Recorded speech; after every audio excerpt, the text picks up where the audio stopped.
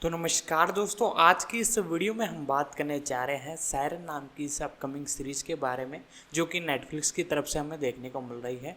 तो आज की इस वीडियो में हम इसी सीरीज़ के बारे में पूरी जानकारी आपको बताएंगे। तो वीडियो को लाइक कर दें और इसके बारे में हम जानना चालू करते हैं। सायरन एक आगामी अमेरिकी डार्क कॉमेडी लिमिटेड सीरीज है जिसे मॉली स्मिथ मेजलर ने बनाया है, जो उनके 2011 के नाटक एलेमेनोपी पर आधारित है। कहानी एक शानदार बीच एस्टेट में एक धमाकेदार सप्ताहांत में सामने आती है। इस सीरीज को महिलाओं, शक्ति और वर्ग की एक तीखी, सेक्सी और गहरी मज़ेदार खोज के रूप में वर्णित किया गया है। इसे 22 मई 2025 को रिलीज किया जाना है। 2.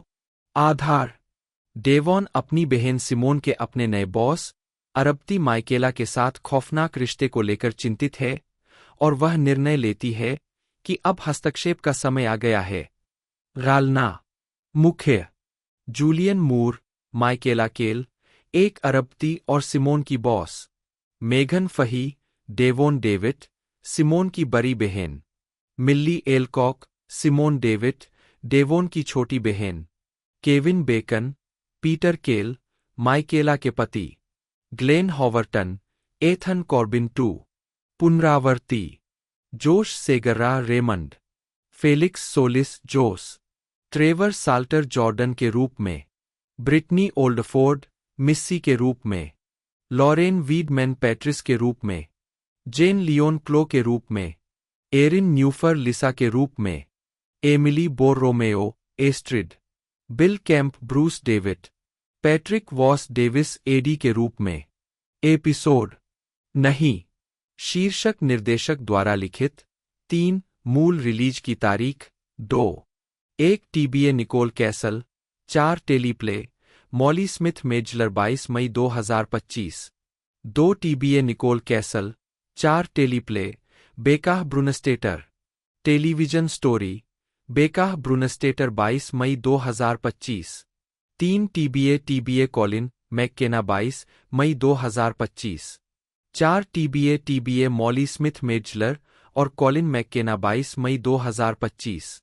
5 टीबीए मॉली स्मिथ मेजलर 22 मई 2025। उत्पादन: फरवरी 2024 में नेटफ्लिक्स ने साइरेंस को एक सीमित श्रृंखला का ऑर्डर दिया, जिसमें मॉली स्मिथ मेजलर को लेखक, शोरनर और कार्यकारी निर्माता के रूप में जोड़ा गया। डैनी गोरिन, टॉम एकरले और Margot Robbie lucky chap banner के तहत कार्यकारी निर्माता है। 5 जुलाई 2024 में वैराइटी ने बताया कि जूलियन मूर, मेघन फेही और मिल्ली एलकॉक इसमें अभिनय करेंगे। निकोल कैसल को पहले 2 एपिसोड निर्देशित करने और कार्यकारी निर्माता के रूप में काम करने की घोषणा की गई थी। 6 उसी महीने 11 अतिरिक्त कास्टिंग की घोषणा की गई, जिसमें केविन बेकन और ग्लेन हॉवर्टन मुख्य भूमिकाओं में शामिल थे। 7, 8, 9 जुलाई 2024 तक न्यूयॉर्क में उत्पादन चल रहा था। 8 मुक्त करना: श्रृंखला का प्रीमियर 22 मई 2025 को होने वाला है। 2025 में फेही ने थ्रिलर फिल्म ड्रॉप में मुख्य भूमिका निभाई। 33 फेही ने घरेलू हिंसा की उत्तरजीवी के रूप में अपने प्रदर्शन के लिए प्रशंसा अर्जित की। एम्पायर ने घोषणा की कि उनकी जमीनी सच्चाई फिल्म की मूर्खता का मारक है। 34 व्यक्तिगत जीवन: छोटी उम्र से ही फेही ने अपने गृहनगर लॉन्गमेडो, मैसाचुसेट्स के आसपास विभिन्न कार्यक्रमों में गाया। हालांकि उनकी पहली स्टेज भूमिका द विजार्ड ऑफ ओज के लॉन्गमेडो हाई स्कूल सीनियर क्लास के प्रदर्शन में डोरोथी गेल की भूमिका निभा रही थी। 17 फेही ने न्यूयॉर्क शहर में द ग्रे डॉग में टेबलों की प्रतीक्षा की और अपने करियर की शुरुआत में नानी का काम किया। 28 नवंबर 2023 में फेही ने महीनों की अटकलों के बाद द व्हाइट लोटस को स्टार लियो वुराल के साथ अपने संबंधों की सार्वजनिक रूप से पुष्टि की। 35 फिल्मोग्राफी: पतली परत। वर्ष शीर्षक भूमिका नोट्स: 2015 वे लोग लंदन। जलती हुई बोधी Lauren. 2016 Miss Sloane Clara Thompson.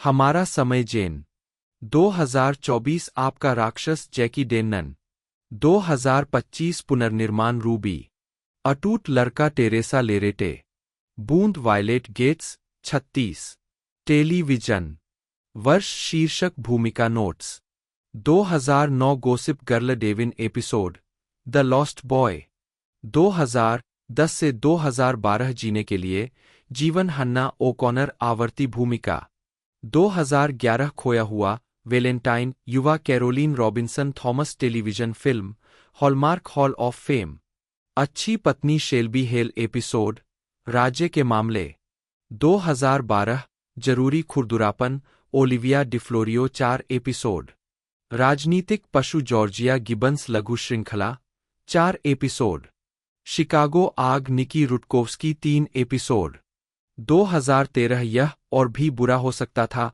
आनंद एपिसोड आपका रेहे से क्या है 2014 कानून और व्यवस्था विशेष पीड़ित इकाई Jenny Ashler episode downloaded child 2015 Jim Gaffigan show Maria episode Maria कुलीन लेसी चेम्बर्स एपिसोड सबसे खराब स्थिति 2017 से 2021 the bold type Sutton Brady मुख्य भूमिका 2018 धोखे Alicia Davis episode the unseen hand 2019 बस रोमांस चोरे कार्ली टेलीविजन फिल्म हॉलमार्क 2022 सफेद कमल डेफने सुलिवान मुख्य भूमिका सीजन 2 26-27 जीता ड्रामा सीरीज में कलाकारों की टुकड़ी द्वारा उत्कृष्ट प्रदर्शन के लिए स्क्रीन एक्टर्स गिल्ड अवार्ड 2023 नामांकित ड्रामा सीरीज में उत्कृष्ट सहायक अभिनेत्री के लिए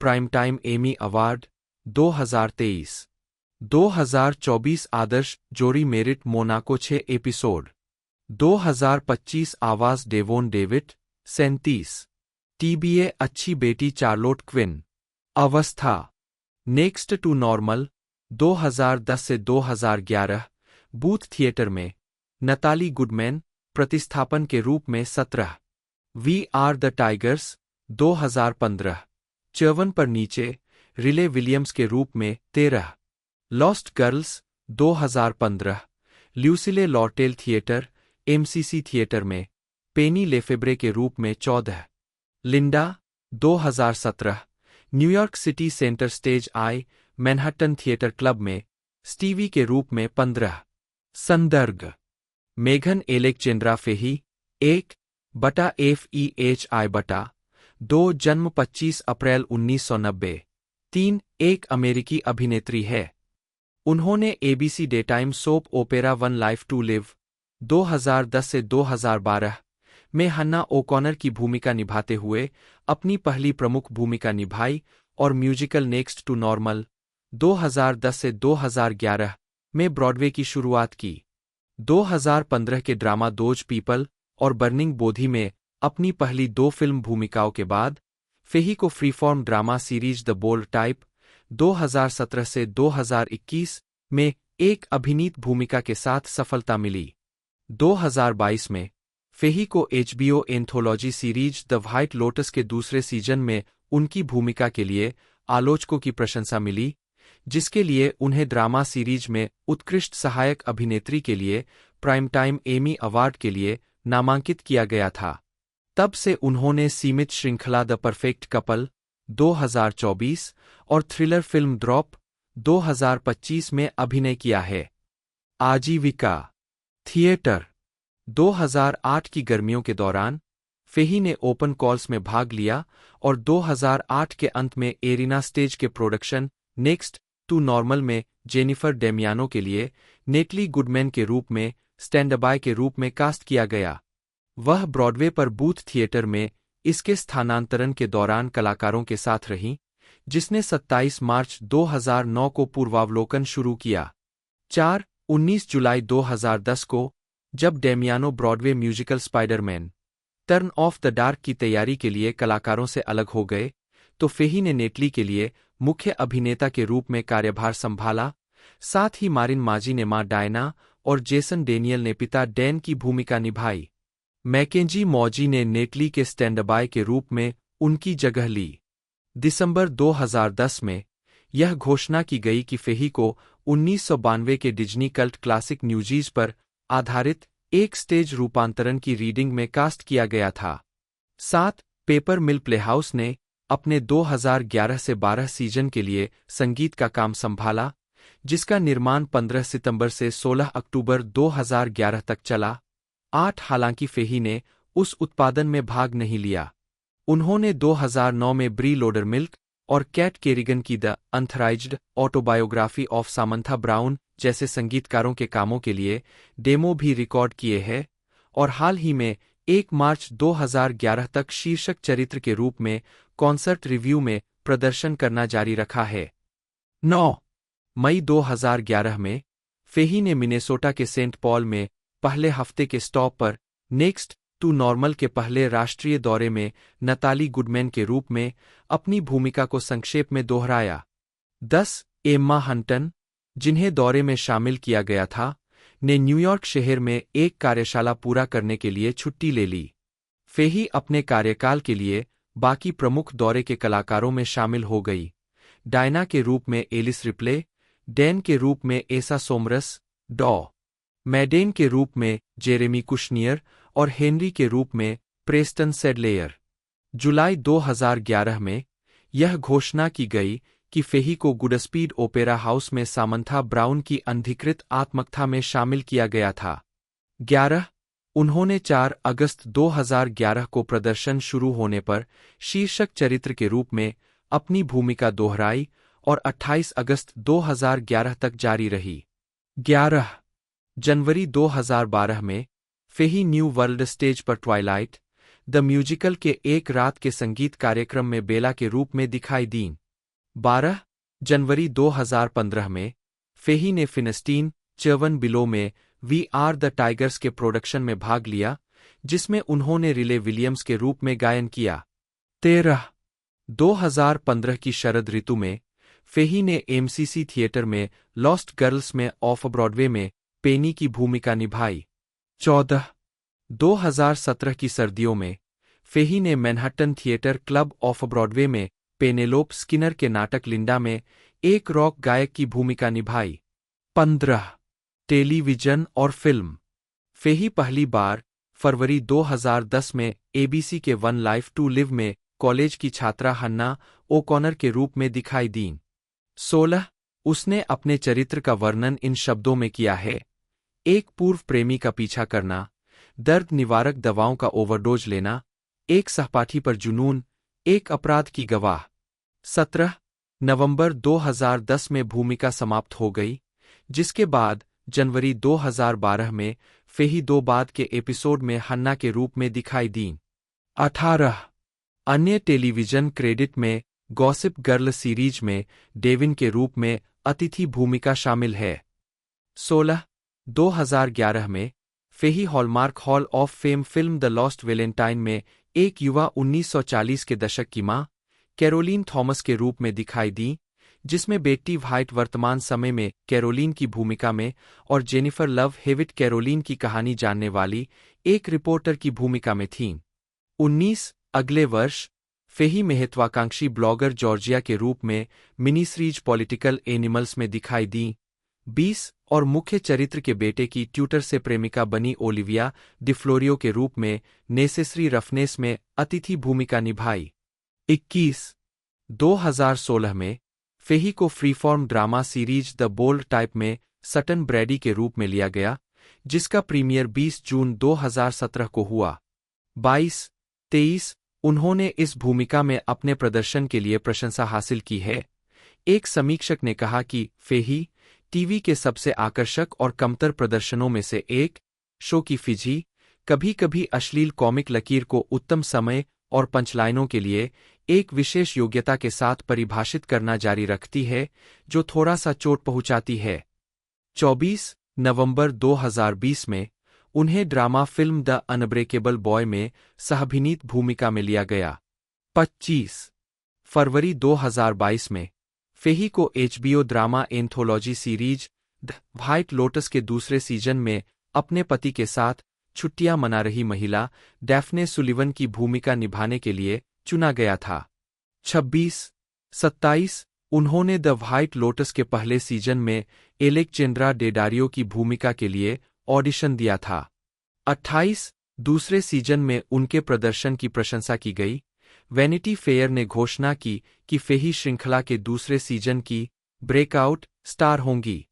29 द गार्जियन के एड्रियन हॉटन ने भी फेही की प्रशंसा की और घोषणा की कि यह फेही का प्रदर्शन था जो उसके चरित्र को आयामी से रोमांचकारी रूप से अप्रत्याशित और रहस्यमय बनाता है।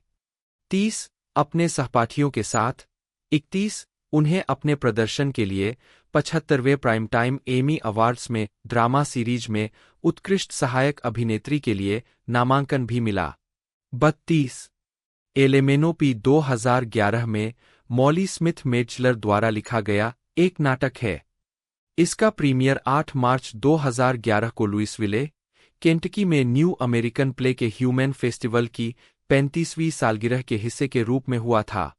1 जुलाई 2024 में नेटफ्लिक्स ने घोषणा की कि मेजलर ने अपने नाटक को साइरेंस नामक एक लघु श्रृंखला में रूपांतरित किया है, जिसमें जूलियन मूर, मेघन फेही, केविन बेकन और मिल्ली एलकॉक ने अभिनय किया है। 2 कहानी की समीक्षा। गर्मी लगभग खत्म हो चुकी है जब blue collar social worker Devon अपनी बहन सिमोन से मिलने मार्था वाइनयार्ड में काम करने वाली अमीर एस्टेट में जाती है। सिमोन एक अरबपति की पत्नी की निजी सहायक है।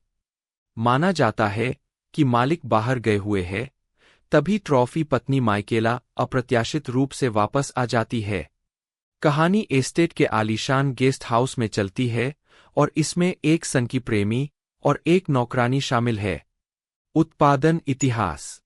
मार्च 2011 लुइसविले, केवाई में एक्टर्स थिएटर ऑफ लुइसविले में विश्व प्रीमियर। 3 फरवरी 2012 कोस्टा मेसा, सीए में साउथ कोस्ट रिपर्टरी में वेस्ट कोस्ट प्रीमियर। 4 फरवरी 2013 मिनियापोलिस, एमेन में मिक्स्ड ब्लर थिएटर कंपनी। 5 अगस्त 2013 Carolina actor studio theatre, Charlotte, NC. 6 अक्टूबर 2013 California state university, Northridge, Los Angeles, CA. 7 जनवरी 2014 Sacramento, California में B street theatre. 2020 में Moore ने biopic the glorious में नारीवादी कार्यकर्ता Gloria स्टीनम का किरदार निभाया, जिसमें उन्होंने अभिनेत्रियों एलिसिया विकेंडर और लुलू विल्सन के साथ भूमिका साझा की। 156 157 अगले वर्ष उन्होंने इसी नाम के उपन्यास पर आधारित जो राइट की thriller the woman in the window में एमी एडम्स के साथ सहायक भूमिकाएं निभाईं और इसी नाम के स्टेज म्यूजिकल पर आधारित स्टीफन चोबोस्की की संगीत में फिल्म डियर इवान हैंसेन में। 158 दोनों फिल्मों को खराब प्रतिक्रिया मिली थी। 159 160 मूर ने लिसीज स्टोरी में शीर्षक भूमिका निभाई, जो कि स्टीफन किंग के इसी नाम के थ्रिलर उपन्यास से रूपांतरित एक एप्पल टीवी प्लस मिनीसीरीज है। 161 162 मूर के काम की प्रशंसा के बावजूद मिनीसीरीज को अच्छी प्रतिक्रिया नहीं मिली। 163 उन्होंने जेसी ईसेनबर्ग की comedy drama film when you finish saving the world 2022 में एक सख्त मां की प्रमुख भूमिका निभाई। 164 हॉलीवुड रिपोर्टर के जॉन डेफोर ने एक अप्रिय चरित्र को सहानुभूतिपूर्वक चित्रित करने के लिए उनकी सराहना की। 165 मूर ने 2022 में 79वें वेनिस अंतर्राष्ट्रीय फिल्म महोत्सव के जूरी अध्यक्ष के रूप में कार्य किया। 166 2024 में द रूम नेक्स्ट डोर के लिए आयोजित एक कार्यक्रम में टिल्डा स्विंटन और पेद्रो अल्मोडोवर के साथ मूर ने अगली बार एप्पल टीवी प्लस के लिए थ्रिलर फिल्म शार्पर 2023 में अभिनय किया, जिसका निर्माण भी उन्होंने किया। 167 इसे मामूली समीक्षा मिली। 168 169 एक बार फिर उन्होंने टॉड हेन्स के साथ मई-दिसंबर में काम किया, जो नताली पोर्टमैन की सहभिनीत एक ड्रामा थी, जिसमें उन्होंने एक ऐसी महिला की भूमिका निभाई थी जिसकी शादी काफी छोटे आदमी से हुई थी। 170 मूर एक अपराधी चरित्र को निभाने से प्रसन्न थीं। उन्होंने उसे अविश्वसनीय रूप से जटिल और सम्मोहक पाया। 171 फिल्म को काफी आलोचनात्मक प्रशंसा मिली। 172 173 और स्क्रीन डेली के जोनाथन रोमनी ने मूर की उनके प्रदर्शन में विक्षिप्त नाजुकता और अत्यधिक भंगुरता दोनों के संयोजन के लिए सराहना की। 174 उन्हें इसके लिए एक और गोल्डन ग्लोब नामांकन मिला। 175 2024 की ऐतिहासिक व्यंग्य mini series Mary and George में मूर ने निकोलस गैलिजिन के जॉर्ज विलियर्स के विपरीत मैरी विलियर्स की भूमिका निभाई। 176 द इंडिपेंडेंट के निक हिल्टन ने मूर को मैरी के नाटकीय क्षणों में उनके हास्यास्पद क्षणों की तुलना में अधिक प्रभावी पाया। 177 जबकि द गार्जियन की लूसी मैंगन ने उनके प्रदर्शन को शानदार, ठंडा, चतुर और हमेशा शानदार कहा। 178 इसने उन्हें एक और इंडिपेंडेंट स्पिरिट अवार्ड के लिए नामांकन दिलाया। 179 उसी वर्ष मूर ने द रूम नेक्स्ट डोर में टिल्डा स्विंटन के साथ अभिनय किया, जो पेड्रो अल्मोडोवर की पहली अंग्रेजी भाषा की फीचर फिल्म थी और 2024 के वेनिस फिल्म फेस्टिवल में गोल्डन लायन जीता। 180 181 वह विशेष रूप से महिला मित्रता के चित्रण के लिए इस परियोजना की ओर आकर्षित हुई, जिसे वह मानती थीं कि फिल्म में दुर्लभ है।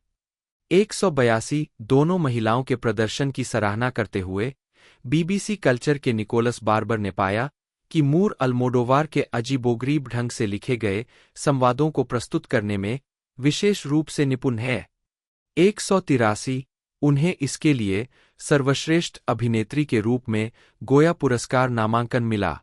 184 एप्पल टीवी प्लस के लिए अपने तीसरे प्रोजेक्ट में मूर अगली बार थ्रिलर फिल्म इको वैली का नेतृत्व करेंगी। 185 वह एक्शन थ्रिलर फिल्म कंट्रोल में जेम्स मैकेवॉय के साथ भी काम करेंगी। 186 लिखना 2009 वेनिस अंतर्राष्ट्रीय फिल्म महोत्सव में मूर अपने अभिनय कार्य के साथ साथ मूर ने बच्चों के लेखक के रूप में अपना करियर स्थापित किया है। उनकी पहली पुस्तक फ्रेकलफेस स्ट्रॉबेरी अक्टूबर 2007 में प्रकाशित हुई और न्यूयॉर्क टाइम्स बेस्ट सेलर बन गई। 187 188 टाइम आउट द्वारा सरल, मधुर और अर्धात्मकथात्मक कथा के रूप में वर्णित, यह एक ऐसी लड़की की कहानी बताती है जो अपनी झाइयों से छुटकारा पाना चाहती है, लेकिन अंततः उन्हें स्वीकार कर लेती है। 189 मूर ने किताब लिखने का फैसला तब किया जब उनके छोटे बेटे ने अपनी उपस्थिति के कुछ पहलुओं को नापसंद करना शुरू कर दिया। उसे अपने बचपन की याद आ गई, जब उसे झाइयों के लिए चिढ़ाया जाता था और दूसरे बच्चों द्वारा फ्रेकलफेस स्ट्रॉबेरी कहा जाता था। 190 पुस्तक 2016 तक 6 अनुवर्ती पुस्तकों के साथ एक श्रृंखला में बदल गई है। फ्रेकलफेस स्ट्रॉबेरी और डॉजबॉल बुली 2009 में प्रकाशित हुई थी और फ्रेकलफेस स्ट्रॉबेरी बेस्ट फ्रेंड्स फॉरएवर 2011 में। 191 दोनों संदेश देते हैं कि बच्चे अपनी समस्याओं को दूर कर सकते हैं। 192 फ्रेकलफेस स्ट्रॉबेरी बैकपैक्स, फ्रेकलफेस स्ट्रॉबेरी लंच या व्हाट्स दैट और फ्रेकलफेस स्ट्रॉबेरी लूज टूथ को रैंडम हाउस प्रकाशक के स्टेप इनटू रीडिंग कार्यक्रम के हिस्से के रूप में जारी किया गया था। 193 194 इसके बाद 2016 की गर्मियों में फ्रेकलफेस स्ट्रॉबेरी और रियली बिग वॉयस आई। 195 फ्रेकलफेस स्ट्रॉबेरी को रोज कैओला और गैरी कुपर द्वारा लिखित एक संगीत में रूपांतरित किया गया है, जिसका प्रीमियर अक्टूबर 2010 में न्यू वर्ल्ड स्टेज, न्यूयॉर्क में हुआ था। 196 मूर ने उत्पादन में एक इनपुट दिया था, विशेष रूप से यह अनुरोध करके कि यह पुस्तक के युवा लक्षित दर्शकों को बनाए रखे। 197 तब से शो को लाइसेंस दिया गया है और कई स्थानों पर प्रदर्शन किया गया है, जिसे वह बेहद संतुष्टिदायक और बेहद चापलूसी कहती है। 192 अमेलिया एलकॉक, जन्म 11 अप्रैल 2000, एक ऑस्ट्रेलियाई अभिनेत्री है। उन्हें फॉक्सटेल कॉमेडी ड्रामा अपराइट 2019 से 2022 में उनके प्रदर्शन के लिए आक्टा पुरस्कार नामांकन मिला। उन्हें HBO sports series house of the dragon 2022 से 2024 में युवा रेनेरा टारगेरियन के रूप में अभिनय करने के लिए व्यापक मान्यता मिली, जिसके लिए उन्हें ड्रामा सीरीज में सर्वश्रेष्ठ सहायक अभिनेत्री के लिए क्रिटिक्स चॉइस टेलीविजन अवार्ड के लिए नामांकित किया गया था। 1-2 प्रारंभिक जीवन। एलकॉक का जन्म 11 अप्रैल 2000 को हुआ था। 3-4 और उनका पालनपोषण Sydney, New South Wales, Australia में हुआ। 5 उसके 2 छोटे भाई हैं। 6 एलकॉक को टेवर्नर्स हिल इन्फेंट्स स्कूल के लिटिल रेड रॉकिंग हुड के संस्करण में लिटिल रेड राइडिंग हुड की भूमिका निभाने पर अभिनय से परिचित कराया गया था। 7 उन्होंने स्थानीय स्टैनमोर पब्लिक स्कूल और फिर Newtown high school of the performing arts में पढ़ाई की, जहां से उन्होंने 2018 में पढ़ाई छोड़ दी जब उन्हें अपराइट में कास्ट किया गया। 8 आजीविका। एलकॉक ने 2014 में नेटवर्क 10 रोमांटिक कॉमेडी वंडरलैंड के एक एपिसोड में एक किशोरी के रूप में टेलीविजन पर शुरुआत की। 5 वह NBN, कैडबरी, KFC और वुलवर्थ के विज्ञापनों में दिखाई दीं। 9 उन्होंने 2015 से 2017 तक ऑस्ट्रेलिया में डिज्नी चैनल पर अभिनय किया, शॉर्टफॉर्म सीरीज BF शेफ्स और हैंगिंग विद में प्रस्तुति दी।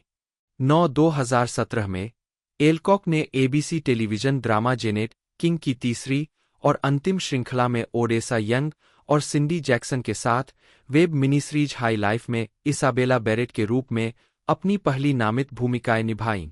9 अगले वर्ष एलकॉक ने शोकेस ड्रामा फाइटिंग सीजन में माया नॉर्डेनफेल्ड की भूमिका निभाई। वह a place to call home की छठी और अंतिम सीरीज में Emma Carvolth, Netflix series Pine Gap में मारिसा कैंपबेल और ABC सीरीज लेस नॉर्टन में सियान गैलेज के रूप में भी दिखाई दीं। 10 2018 में एलकॉक अपनी पहली फीचर फिल्म द स्कूल में दिखाई दीं। 11 12 13 14 2019 में एलकॉक ने foxtail comedy drama series upright में भागती हुई किशोरी मेग के रूप में अभिनय करना शुरू किया, जो ऑस्ट्रेलियाई आउटबैक के 2000 मील की दूरी पर हिचहाइकिंग करती है। 15 जो उन्हें casting guild of Australia rising star award 2018 प्रदान किए जाने में एक योगदान कारक है। 16 अपने प्रदर्शन के लिए एलकॉक को 10वें ACTA अवार्ड्स में सर्वश्रेष्ठ हास्य कलाकार के लिए नामांकित किया गया था। 17 जिससे वह इस श्रेणी में सबसे कम उम्र की नामांकित व्यक्तियों में से एक बन गईं।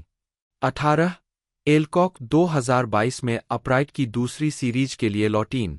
3 उन्होंने क्रमशः द ग्लोमिंग और रेकनिंग सीरीज में जेनी मैकगिंटी और सैम सेराटो के रूप में सहायक भूमिकाएं निभाईं।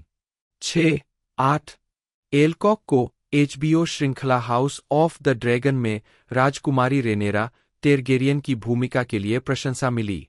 जुलाई 2021 में यह घोषणा की गई कि एलकॉक को 2022 HBO फंतासी श्रृंखला house of the dragon, game of thrones prequel और जॉर्ज R.R. मार्टिन की काल्पनिक इतिहास की किताब फायर एंड ब्लड के रूपांतरण में युवा राजकुमारी रेनेरा टेरगेरियन, बाद में एम्मा DRC द्वारा निभाई गई के रूप में लिया गया था।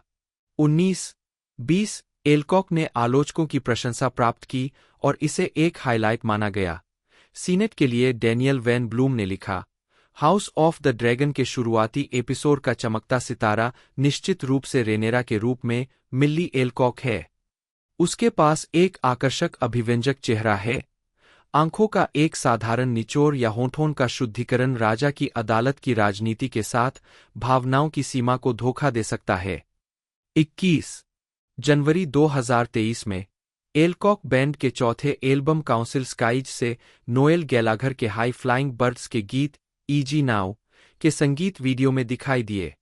22 उन्होंने जून में गिलगर थिएटर में द क्रूसिबल में अपना वेस्ट एंड स्टेज डेब्यू किया। 23 जनवरी 2024 में यह घोषणा की गई कि एलकॉक को DC universe film Supergirl woman of tomorrow 2026 में कारा जोरेल बटा सुपरगर्ल की भूमिका निभाने के लिए चुना गया था।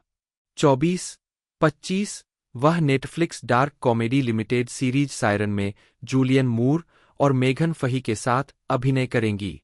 26 व्यक्तिगत जीवन। हाउस ऑफ द ड्रैगन में कास्ट होने से पहले एलकॉक अपने परिवार के साथ सिडनी में रहती थीं और साइड जॉब करती थीं। इसके बाद वह लंदन चली गईं। पहले प्रिमरोज हिल में रहीं, बाद में ईस्ट लंदन के एक फ्लैट में रहने लगीं। 27-28 फिल्मोग्राफी। पतली परत। वर्ष शीर्षक भूमिका नोट्स। 2018 school GN. 2025 सुपरमैन कारा जोरेल बटा Supergirl post production. 29 2026 Supergirl woman of tomorrow फिल्मांकन। 30 चाबी उन फिल्म या टीवी प्रोडक्शन को दर्शाता है जो अभी तक रिलीज नहीं हुए हैं। टेलीविजन। वर्ष शीर्षक भूमिका नोट्स। 2014 वंडरलैंड किशोरी लड़की एक एपिसोड नार्सिसिज्म। 2015 से 2016 बीएफ शेफ स्वयं प्रस्तुतकर्ता। 2017 साथ लटकाना स्वयं प्रस्तुतकर्ता। Janet king सिंडी Jackson 3 episode. 2018 घर पर फोन करने के लिए एक स्थान एम्मा कार्वोलथ 4 एपिसोड। लड़ाई का मौसम माया नॉर्डेनफेल्ड 6 episode. Pine gap Marisa Campbell 5 episode. 2019 less Norton सियान गैले से 4 एपिसोड। 2019 से 2022 ईमानदार मेग एडम्स मुख्य भूमिका। आलोचनात्मक और व्यावसायिक सफलता 2014 से 2017। मूर को 2014 के कान फिल्म फेस्टिवल में देखा गया, जहां उन्हें मैप्स टू द स्टार्स के लिए सर्वश्रेष्ठ अभिनेत्री का पुरस्कार मिला। 53 वर्ष की आयु में मूर ने 2014 में काफी हद तक आलोचनात्मक और व्यावसायिक सफलता का आनंद लिया। वर्ष की उनकी पहली रिलीज एक्शन थ्रिलर नॉनस्टॉप में लियाम नीसन के साथ आई, जो एक हवाई जहाज पर सेट की गई थी। फिल्म को प्रतिक्रिया मिली-जुली थी, लेकिन इसने दुनिया भर में $223 मिलियन कमाए। 124, 125 इसके बाद उन्होंने डेविड क्रोनबर्ग की black comedy maps to the stars में मनोचिकित्सा प्राप्त करने वाली उम्रदराज अभिनेत्री हवाना सेग्रेंट के रूप में अपने प्रदर्शन के लिए कान फिल्म समारोह में सर्वश्रेष्ठ अभिनेत्री का पुरस्कार जीता। 126 द गार्जियन द्वारा एक विचित्र, भड़कीले और निर्दयी चरित्र के रूप में वर्णित, मूर ने अपनी भूमिका हॉलीवुड में हुई दुर्घटनाओं के मिश्रण पर आधारित की। 128 कांस में मूर की सफलता ने उन्हें जूलियट बिनोचे के बाद इतिहास में दूसरी अभिनेत्री बना दिया, जिसने बिग 3 फिल्म समारोहों बर्लिन, कांस और वेनिस में सर्वश्रेष्ठ अभिनेत्री का पुरस्कार जीता। 129 उन्हें अपने प्रदर्शन के लिए गोल्डन ग्लोब नामांकन भी मिला। 130 मूर ने आकर्षक द हंगर गेम्स फिल्म श्रृंखला की तीसरी किस्त मॉकिंगजे भाग 1 में द कैपिटल के खिलाफ विद्रोह की नेता राष्ट्रपति अल्मा कॉइन की सहायक भूमिका निभाई। यह फिल्म उनकी अब तक की सबसे अधिक कमाई करने वाली फिल्म है। 42 2014 में उनकी अंतिम फिल्म प्रदर्शन उनके करियर की सबसे प्रशंसित फिल्मों में से एक है। ड्रामा स्टिल एलिस में मूर ने प्रारंभिक अल्जाइमर रोग से पीड़ित एक भाषा विज्ञान के प्रोफेसर की प्रमुख भूमिका निभाई। 131 उन्होंने इस फिल्म के लिए 4 महीने का प्रशिक्षण लिया, जिसमें उन्होंने रोग पर वृत्तचित्र देखे और अल्जाइमर एसोसिएशन के रोगियों के साथ बातचीत की। 132 आलोचक डेविड थॉमसन ने लिखा कि मूर स्मृति और आत्मविश्वास के क्रमिक नुकसान को प्रकट करने में असाधारण थीं। 133 134 कई आलोचकों ने महसूस किया कि यह उनका अब तक का सबसे बेहतरीन प्रदर्शन था। 135 और मूर को सर्वश्रेष्ठ अभिनेत्री के लिए गोल्डन ग्लोब, एसएजी, बाफ्टा और अकादमी पुरस्कार से सम्मानित किया गया। मूर ने 2015 की शुरुआत सेवेंथ सन में एक बुरी रानी की भूमिका निभाकर की, जो जेफ ब्रिजेस के सहकलाकार के रूप में एक खराब रूप से प्राप्त फंतासी एडवेंचर फिल्म थी। 136 वह फ्रीहेल्ड में इलियट पेज के साथ भी दिखाई दी, जो एक जासूस और उसके समानलिंग वाले साथी के बारे में एक सच्ची कहानी पर आधारित नाटक है। 137 और रोमांटिक कॉमेडी मैगीज प्लान में ग्रेटा गेरविग और एथन हॉक के साथ। दोनों फिल्मों को 2015 के टोरंटो अंतर्राष्ट्रीय फिल्म महोत्सव में प्रस्तुत किया गया था। 138 मैगीज प्लान में मूर ने एक दिखावटी डेनिश प्रोफेसर की भूमिका निभाई, एक हास्य भूमिका जिसे वैनिटी फेयर के आलोचक रिचर्ड लॉसन ने फिल्म का मुख्य आनंद माना। 139 स्क्रीन से 1 साल की अनुपस्थिति के बाद मूर की 2017 में 3 फिल्में रिलीज हुईं। वह वंडरस्ट्रक में दोहरी भूमिका में दिखाई दी, जो ब्रायन सेल्जनिक के इसी नाम के ऐतिहासिक बच्चों के उपन्यास का फिल्म रूपांतरण है, जिसमें उन्हें टॉड हेन्स के साथ फिर से जोड़ा गया। उनकी भूमिकाएं 1920 के दशक में एक मूक फिल्म स्टार और 1970 के दशक में एक बधिर लाइब्रेरियन की थीं। तैयारी के लिए उन्होंने सांकेतिक भाषा का अध्ययन किया और लिलियन गिश की फिल्में देखीं।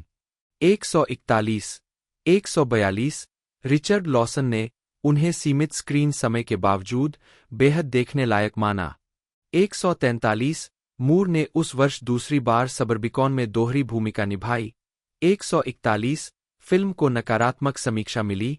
आलोचकों ने कहा कि यह अमेरिकी नस्लवाद को प्रभावी ढंग से चित्रित करने में विफल रही, लेकिन द इंडिपेंडेंट के जेफरी मैकनाब ने मूर की प्रशंसा बारबरा स्टैनविक जैसी फेमेम फेटेल के रूप में पूरी तरह से न्यायोचित हास्य प्रदर्शन के लिए की।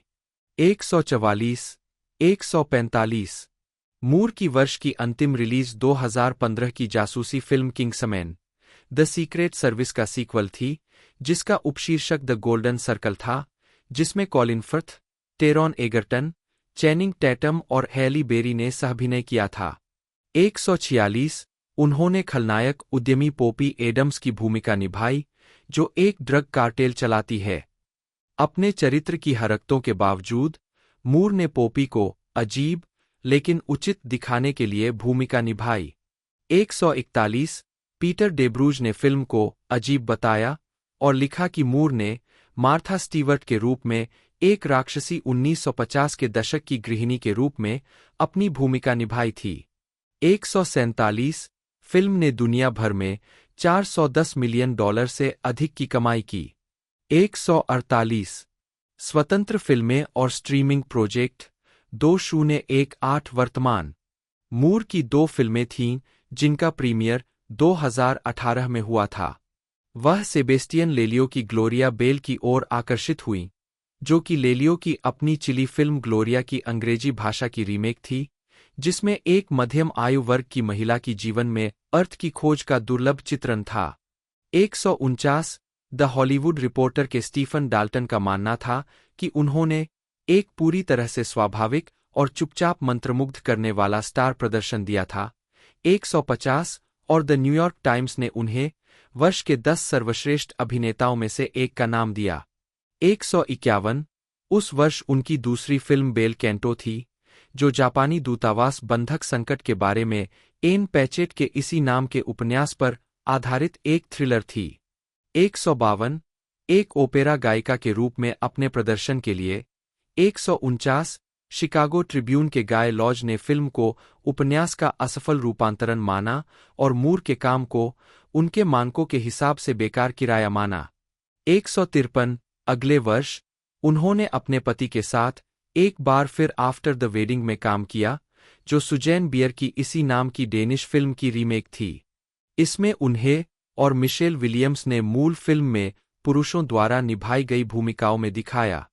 154 उसी वर्ष उन्होंने लुका गुआडाग्निनो द्वारा निर्देशित एक लघु फिल्म द स्टैगिंग गर्ल में अभिनय किया।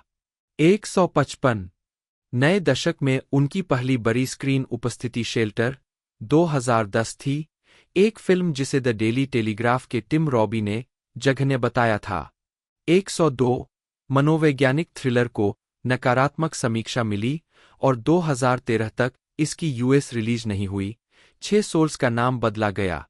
103 मूर ने अगली बार एनेट बेनिंग के साथ स्वतंत्र film 104 the kids are all right 2010 में अभिनय किया, जो एक समलैंगिक जोड़े के बारे में एक कॉमेडी ड्रामा है, जिनके किशोर बच्चे अपने शुक्राणुदाता का पता लगाते हैं। जूल्स ऑलगुड की भूमिका उनके लिए लेखक निर्देशक लिसा चोलोडेंको द्वारा लिखी गई थी, जिन्होंने महसूस किया कि मूर सही उम्र की थीं, नाटक और कॉमेडी दोनों में निपुण थीं।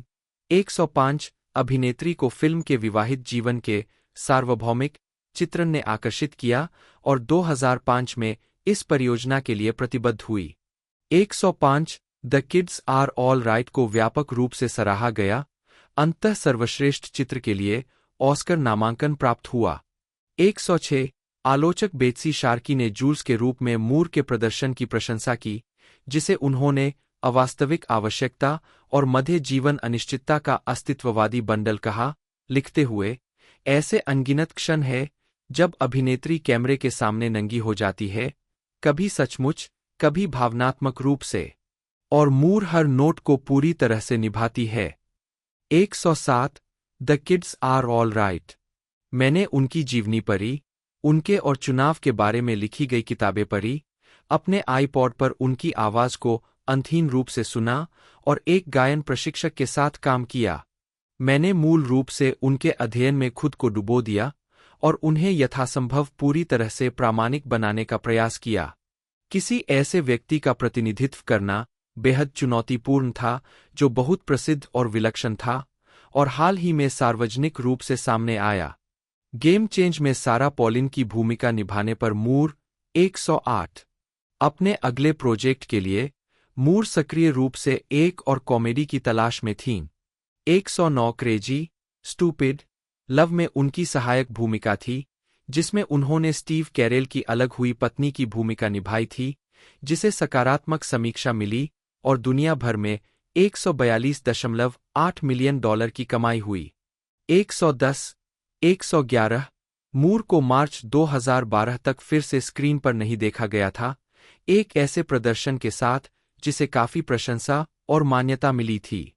उन्होंने HBO television film game change में अभिनय किया, जो सारा पॉलिन के 2008 के उपराष्ट्रपति बनने के अभियान का एक नाटकीय रूपांतरण था। एक प्रसिद्ध व्यक्ति को चित्रित करना कुछ ऐसा था जिसे वह चुनौतीपूर्ण पाती थीं। तैयारी में उन्होंने व्यापक शोध किया और 2 महीने तक एक बोली कोच के साथ काम किया। 112 हालांकि फिल्म की प्रतिक्रिया मिश्रित थी। मूर ने 2012 में 2 फिल्मों में काम किया।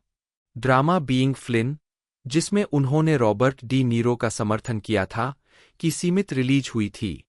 114 व्हाट मैसी न्यू को बड़ी सफलता मिली, जो अपने माता-पिता के तलाक के बीच फंसी एक युवा लड़की की कहानी है। हेनरी जेम्स के उपन्यास से रूपांतरित और 21वीं सदी में अद्यतन, इस नाटक ने लगभग सार्वभौमिक आलोचनात्मक प्रशंसा अर्जित की। 115 मैसी की रॉकस्टार मां सुजाना की भूमिका के लिए मूर को कैमरे पर गाना था, जो एक चुनौती थी जिसे उन्होंने शर्मनाक होने के बावजूद स्वीकार किया। उन्होंने सुजाना को एक भयानक माता-पिता कहा, लेकिन कहा कि भूमिका ने उन्हें असहज नहीं किया। व्हाट मैसी न्यू में उनके अच्छे प्रदर्शन के बाद 115 मूर ने 2013 की शुरुआत जोसेफ गॉर्डन लेविट की कॉमेडी डॉन जॉन में एक सहायक भूमिका के साथ की, जिसमें उन्होंने एक बड़ी महिला की भूमिका निभाई जो शीर्षक चरित्र को उसके रिश्तों की सराहना करने में मदद करती है। फिल्म के लिए समीक्षा अनुकूल थी। 116 और टाइम पत्रिका की मैरी पोल्स ने लिखा कि मूर इसकी सफलता में एक महत्वपूर्ण कारक थीं। 117 उनकी अगली उपस्थिति कॉमेडी द इंग्लिश टीचर 2013 में एक प्रमुख भूमिका थी, लेकिन इस आउटिंग को खराब तरीके से प्राप्त किया गया और बॉक्स ऑफिस पर कम कमाई हुई। 118 अक्टूबर 2013 में उन्होंने स्टीफन किंग के हॉरर उपन्यास के रूपांतरण कैरी में विक्षिप्त मां मार्गरेट व्हाइट की भूमिका निभाई। 11976 की फिल्म के बजाय किंग के लेखन पर ध्यान केंद्रित करके 121 सैन फ्रांसिस्को क्रॉनिकल के मिक लासेल ने लिखा कि वह मार्गरेट के अतीत में गंभीर क्षति का इतिहास, जिसे कभी नहीं बताया गया, बस संकेत दिया गया, सुझाव देने में कामयाब रही। 119 हालांकि फिल्म बॉक्स ऑफिस पर सफल रही, लेकिन इसे आमतौर पर एक असफल और अनावश्यक अनुकूलन माना जाता था।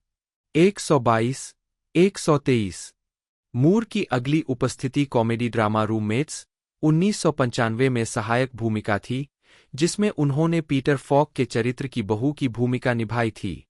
उनकी अगली फिल्म 9 मंथ्स 1995 उन्हें हॉलीवुड की अग्रणी महिला के रूप में स्थापित करने में महत्वपूर्ण थी। 2.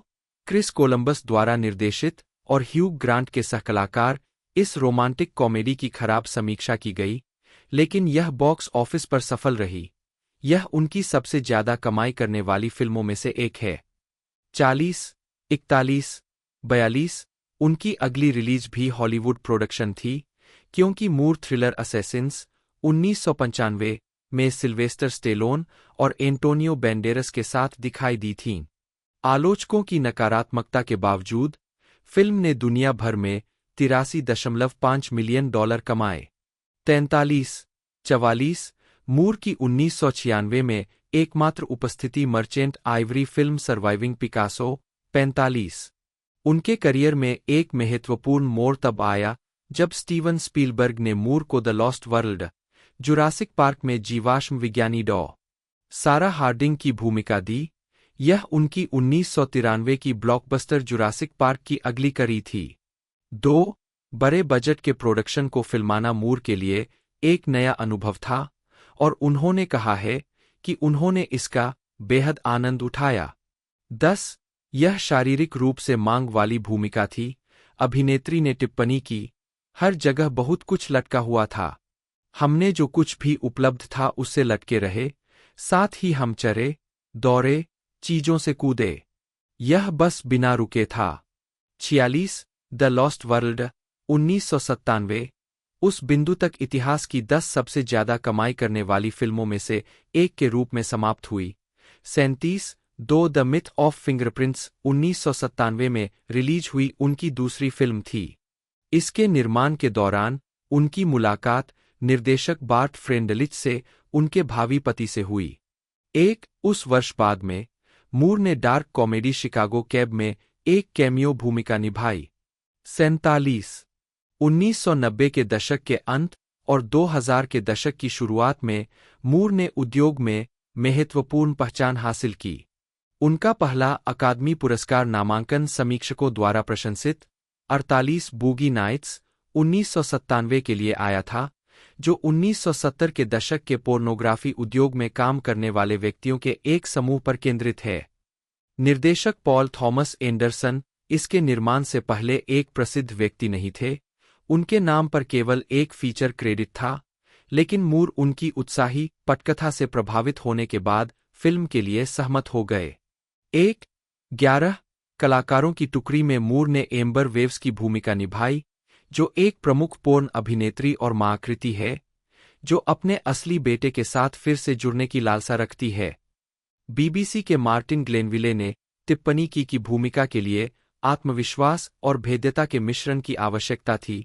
51 सर्वश्रेष्ठ सहायक अभिनेत्री के लिए ऑस्कर नामांकन के साथ मूर को गोल्डन ग्लोब और स्क्रीन एक्टर्स गिल्ड पुरस्कारों में नामांकित किया गया था, और कई आलोचक समूहों ने उन्हें विजेता घोषित किया था।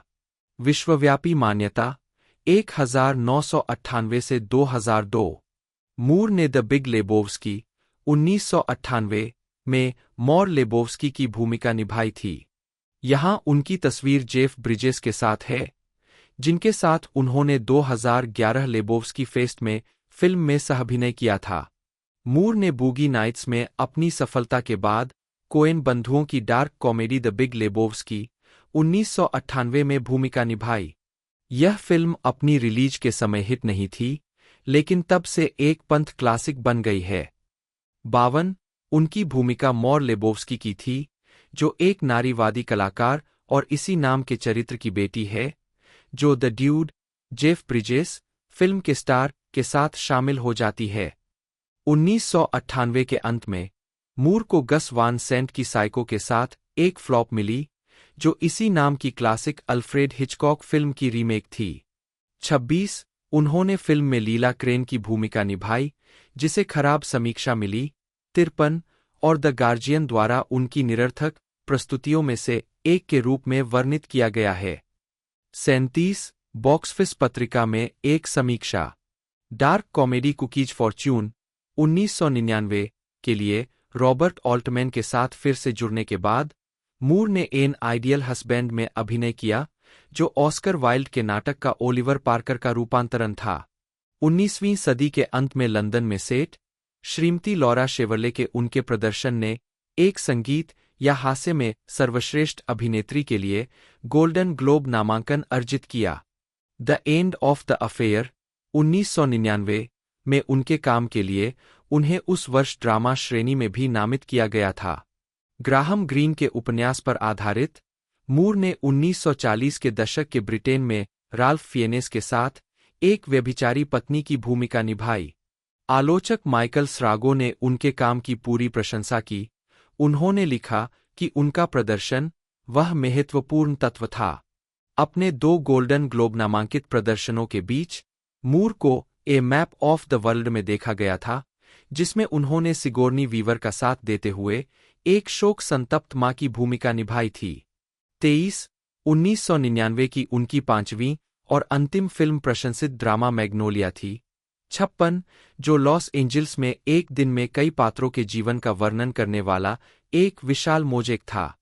57 पॉल थॉमस एंडरसन ने बूगी नाइट्स के अपने अनुवर्ती में मूर के लिए विशेष रूप से एक भूमिका लिखी थी। उनका प्राथमिक उद्देश्य उसे फूटते हुए देखना था और उन्होंने उसे मॉर्फिन की लत वाली पत्नी के रूप में कास्ट किया। 57 मूर ने कहा है कि यह विशेष रूप से कठिन भूमिका थी, लेकिन उन्हें एसएजी नामांकन से पुरस्कृत किया गया। 39 बाद में उन्हें मैग्नोलिया, एन आइडियल हस्बैंड और ए मैप ऑफ द वर्ल्ड। प्रारंभिक कार्य और सफलता 1985 से 1993। वहां पहले से ही एक जूली स्मिथ थी, एक जूली एनी स्मिथ, वहां सब कुछ था। मेरे पिता का मध्य नाम मूर है, मेरी मां का नाम एनी है, इसलिए मैंने एनी को जूली पर रख दिया। इस तरह मैं उन दोनों के नामों का उपयोग कर सकती थी और किसी की भावनाओं को ठेस नहीं पहुंचा सकती थी। लेकिन अपना नाम बदलना भयानक है। मैं अपनी पूरी जिंदगी जूली स्मिथ रही हूं और मैं इसे बदलना नहीं चाहती थी। मूर ने बताया कि उन्होंने अपना स्टेज नाम क्यों और कैसे अपनाया। 15 मूर स्नातक होने के बाद न्यूयॉर्क शहर चली गई और एक वेट्रेस के रूप में काम किया। 16 एक्टर्स इक्विटी के साथ अपना स्टेज नाम पंजीकृत करने के बाद 15 उन्होंने 1985 में ऑफ ब्रॉडवे थिएटर के साथ अपना करियर शुरू किया। 17 उनकी पहली स्क्रीन भूमिका 1984 में soap opera the edge of night के एक एपिसोड में आई थी। 18 अगले वर्ष उन्हें ब्रेक मिला जब वह एज द वर्ल्ड टर्न्स के कलाकारों में शामिल हुई।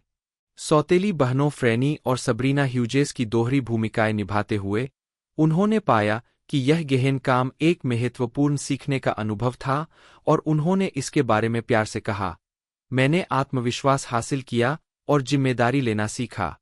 14 मूर ने 1988 तक शो में प्रदर्शन किया। 19-20 एज द वर्ल्ड टर्न्स छोड़ने से पहले उन्होंने 1987 की CBS mini series I will take Manhattan में एक भूमिका निभाई थी। 11 वर्ल्ड टर्न्स में अपना अनुबंध समाप्त करने के बाद उन्होंने हेमलेट के गुथरी थिएटर प्रोडक्शन में ओफेलिया की भूमिका निभाई, जिसमें उनके विपरीत जेल को इवानेक थे। 15 21-22 अभिनेत्री अगले 3 वर्षों में रुक कर टेलीविजन पर लौटीं।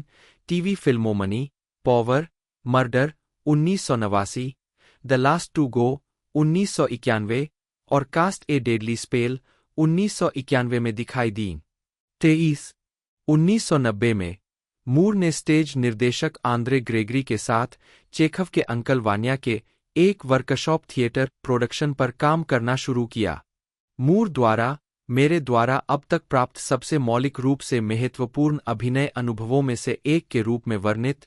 11 समूह ने पाठ की खोज करने और दोस्तों को अंतरंग प्रदर्शन देने में 4 साल बिताए। 24 इसके अलावा 1990 में मूर ने tales from the dark side the movie में एक ममी के शिकार के रूप में अपनी सिनेमाई शुरुआत की, जो एक कम बजट की हॉरर थी जिसे बाद में उन्होंने भयानक बताया। 25-26 1992 में उनकी अगली फिल्म भूमिका ने उन्हें व्यापक दर्शकों के सामने पेश किया। Thriller the hand that rocks the cradle 15-27 उन्होंने उसी साल crime comedy the gun in Betty Lou's handbag में मुख्य भूमिका की सनकी बहन की भूमिका निभाई। उन्होंने 1993 में सहायक भूमिकाएं निभाना जारी रखा। सबसे पहले कामुक थ्रिलर बॉडी ऑफ एविडेंस में मैडोना की प्रेम प्रतिद्वंद्वी के रूप में अभिनय किया। इस फिल्म की समीक्षकों ने आलोचना की और इसका जमकर मजाक उड़ाया और बाद में मूर ने अपनी भागीदारी पर खेद व्यक्त किया, इसे एक बड़ी गलती करार दिया। 15-28 उन्हें 1993 में जॉनी डेप के साथ एक रोमांटिक कॉमेडी में बड़ी सफलता मिली। बेनी एंड जून में मूर ने एक सौम्य वेट्रेस की भूमिका निभाई जो एडन क्विन के चरित्र बेनी के प्यार में पड़ जाती है। वह साल की सबसे बड़ी हिट फिल्मों में से एक। हैरिसन फोर्ड अभिनीत थ्रिलर द फ्यूजिटिव में एक डॉक्टर के रूप में भी संक्षिप्त रूप से दिखाई दीं। 15-29 फिल्म निर्माता रॉबर्ट एल्टमैन ने मूर को अंकल वान्या प्रोडक्शन में देखा था और वे इतने प्रभावित हुए कि उन्होंने उन्हें अपनी अगली परियोजना में कास्ट कर लिया। रेमंड कार्वर की लघु कहानियों पर आधारित एन्सेम्बल ड्रामा शॉर्टकट्स 1993। मूर उनके साथ काम करके खुश थीं क्योंकि उनकी फिल्म 3 वीमेन 1977 ने उन्हें कॉलेज में देखने के बाद सिनेमा के लिए एक मजबूत सराहना दी थी। 30 कलाकार मैरियन वायमन की भूमिका निभाना एक ऐसा अनुभव था जो उन्हें मुश्किल लगा क्योंकि वह स्थापित अभिनेताओं से घिरी एक कुल अज्ञात थीं, लेकिन यह मूर की सफल भूमिका साबित हुई। 25-31 आलोचक टॉड मैकार्थी ने उनके प्रदर्शन को गिरफ्तार करने वाला कहा और टिप्पणी की कि कमर से नीचे नग्न होकर दिया गया उनका एकालाप। इसमें कोई संदेह नहीं, मूर को इंडिपेंडेंट स्पिरिट अवार्ड्स में सर्वश्रेष्ठ सहायक महिला के लिए व्यक्तिगत नामांकन मिला और मोनोलॉग दृश्य ने उन्हें काफी बदनामी दिलाई। 33-34 प्रसिद्धि की ओर बढ़ना 1994 से 1997 शॉर्टकट्स लगातार 3 फिल्मों में से एक थी जिसने मूर की प्रोफाइल को बढ़ाया।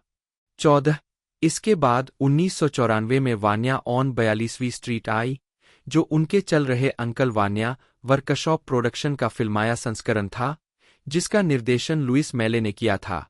24 मूर के येलेना के प्रदर्शन को टाइम आउट द्वारा बस उत्कृष्ट के रूप में वर्णित किया गया था। 35 और उन्होंने सर्वश्रेष्ठ अभिनेत्री के लिए Boston society of film critics पुरस्कार जीता। 36 इसके बाद मूर को उनकी पहली प्रमुख भूमिका दी गई, जिसमें उन्होंने टॉड हेन्स की कम बजट की फिल्म सेफ 1995 में एक दुखी उपनगरीय गृहिणी की भूमिका निभाई, जो कई रासायनिक संवेदनशीलता विकसित करती है। भूमिका के लिए उन्हें काफी मात्रा में वजन कम करना पड़ा, जिससे वह बीमार हो गई और बाद में उन्होंने फिर से एक फिल्म के लिए अपना शरीर नहीं बदलने की कसम खाई। 37-38 फिल्म इतिहासकार डेविड थॉम्सन ने बाद में इसे 1990 के दशक की सबसे आकर्षक, मौलिक और निपुण फिल्मों में से एक बताया। 4 और इस प्रदर्शन के लिए मूर को सर्वश्रेष्ठ अभिनेत्री के लिए इंडिपेंडेंट स्पिरिट अवार्ड के लिए नामांकन मिला। 39 इन तीनों भूमिकाओं पर विचार करते हुए मूर ने टिप्पणी की, वे सभी एक साथ सामने आईं और मुझे अचानक यह प्रोफाइल मिल गई। यह आश्चर्यजनक था। 14 कॉमेडी द लेडीज मैन में एक कैमियो भूमिका के अलावा मूर की 2000 में एकमात्र अन्य उपस्थिति सैमुअल बेकेट के नाटक नॉट आई के एक लघु फिल्म रूपांतरण में थी। 2001 की शुरुआत में वह ऑस्कर विजेता film the silence of the Lamb's की अगली कड़ी हैनिबल में एफबीआई एजेंट क्लेरिस स्टार्लिंग के रूप में दिखाई दीं। जोडी फोस्टर ने भूमिका को दोहराने से इनकार कर दिया था और निर्देशक रिडले स्कॉट ने अंततः Angelina Jolie, Cate Blanchett, Gillian Anderson और हेलेन हंट की जगह मूर को कास्ट किया।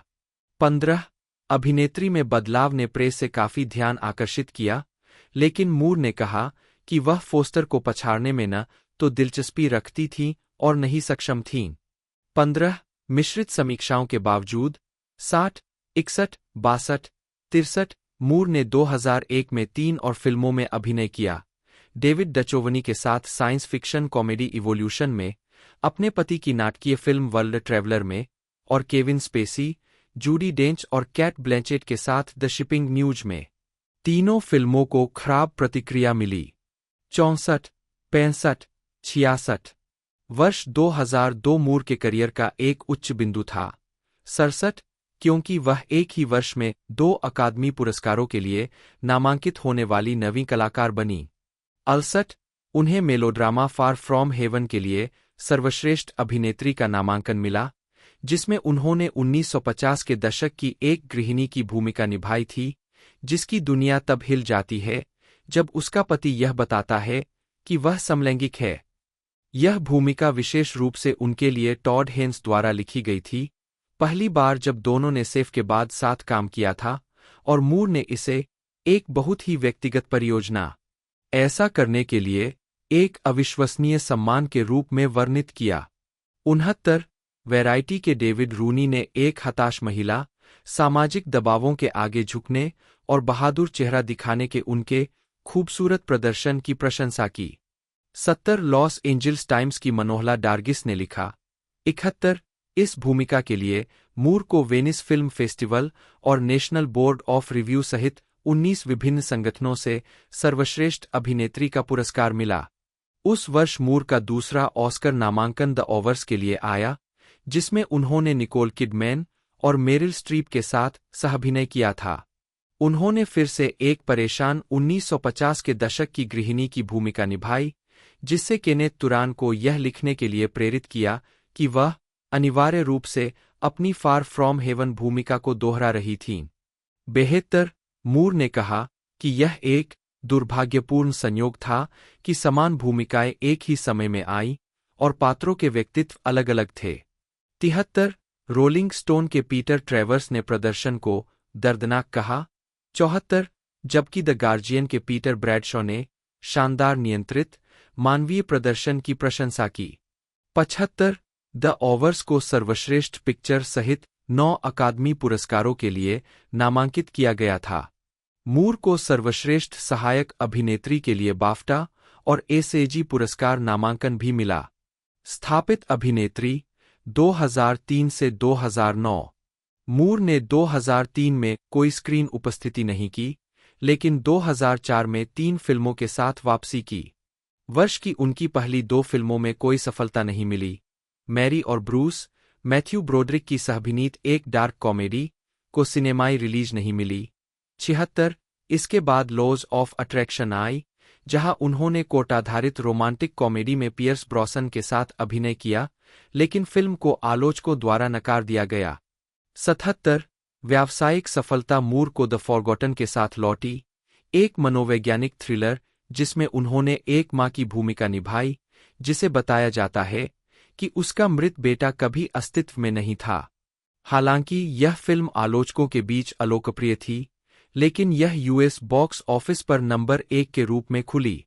78, 79, 2005 में मूर ने अपने पति के साथ कॉमेडी ट्रस्ट द मैन में तीसरी बार काम किया। 16, और the prize winner of Defiance, Ohio में 1950 के दशक की गृहिणी एवलिन रयान की सच्ची कहानी में अभिनय किया। 80, 2006 में उनकी पहली रिलीज फ्रीडमलैंड थी, जो सैमुअल एल जैक्सन की सहअभिनीत एक रेहे से थी। प्रतिक्रिया अत्यधिक नकारात्मक थी। 81, लेकिन उनकी अनुवर्ती अल्फोंसो क्वारोन की चिल्ड्रन ऑफ मेन 2006 अत्यधिक प्रशंसित थी। 82, मूर ने डायस्टोपियन ड्रामा में एक सहायक भूमिका निभाई थी, जिसमें उन्होंने एक कार्यकर्ता समूह के नेता की भूमिका निभाई थी। यह रॉटन टोमाटोज पर उनके करियर की सर्वश्रेष्ठ समीक्षा वाली फिल्मों में से एक के रूप में सूचीबद्ध है, और पीटर ट्रेवर्स द्वारा इसे दशक की दूसरी सर्वश्रेष्ठ फिल्म का नाम दिया गया था। 83, 84, मूर ने डेविड हरे के नाटक द वर्टिकल ओवर के विश्व प्रीमियर में ब्रॉडवे पर अपनी शुरुआत की। सैम मेंडेस द्वारा निर्देशित और बिल निगी द्वारा सहअभिनीत यह प्रोडक्शन नवंबर 2006 में शुरू हुआ। मूर ने नादिया की भूमिका निभाई, जो एक पूर्व युद्ध संवाददाता है, जिसे 2003 के इराक आक्रमण पर अपने विचारों को चुनौती मिलती है। 85, द न्यूयॉर्क टाइम्स के बेन ब्रेंटली प्रोडक्शन के बारे में उत्साहित नहीं थे और उन्होंने मूर को गलत बताया। उनके विचार से वह अपनी भूमिका के लिए आवश्यक कठोर, मुखर गुणवत्ता लाने में विफल रहीं। 86 वैरायटी के डेविड रूनी ने उनकी स्टेज तकनीक की कमी की आलोचना की और कहा कि वह कठोर रूप से आत्मसचेत दिखाई दीं।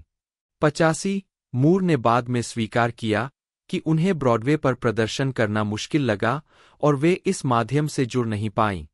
मूर ने नेक्स्ट 2007 में दूसरी बार FBI एजेंट की भूमिका निभाई।